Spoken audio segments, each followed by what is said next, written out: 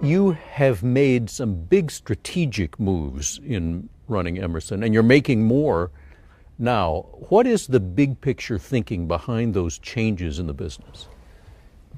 For a company to stay viable and a company to stay relevant, as I think about, you have to continuously rebuild yourself. So what we're doing today is going through businesses that we can, from a technology standpoint, continue to invest in those technologies, create money, create investment dollars, and then move the company forward. But you have to constantly look at what you have within your basement and say, this car doesn't work anymore, we need to move on.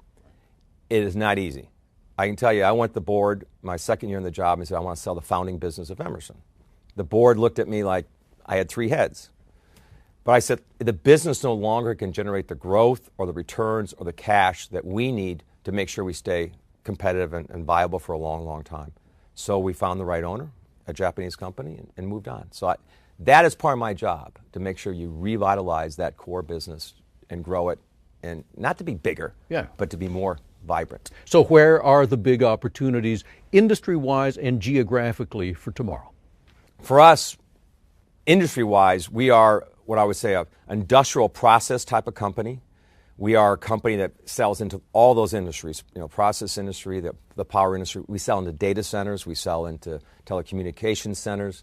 We're also into the cooling parts of the world.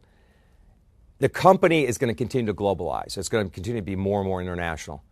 When I joined Emerson nearly 32 years ago, 10% of our sales were outside the United States. Today, we're close to 60% of our sales outside the United States. So a small company in the Midwest has continued to grow.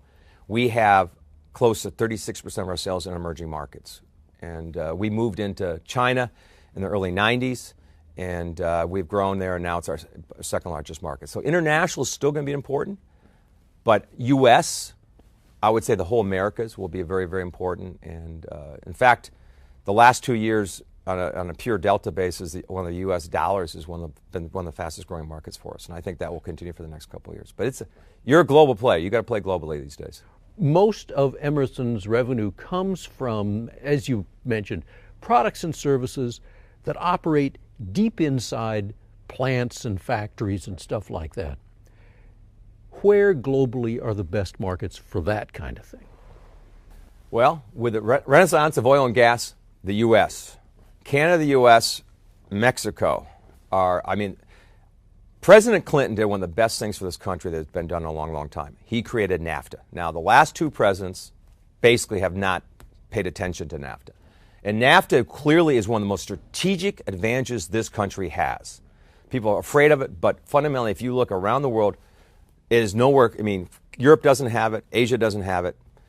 U.S. has a unique position from that standpoint. But our products today, if you look at it, they go into Eastern Europe, they go into Russia, they go into China, they go into India, I was just in South Africa and Middle East. In the business world, Emerson's known. In the product world, you wouldn't know us if I ran over you. Right. And but that's why I do business with those top business CEOs.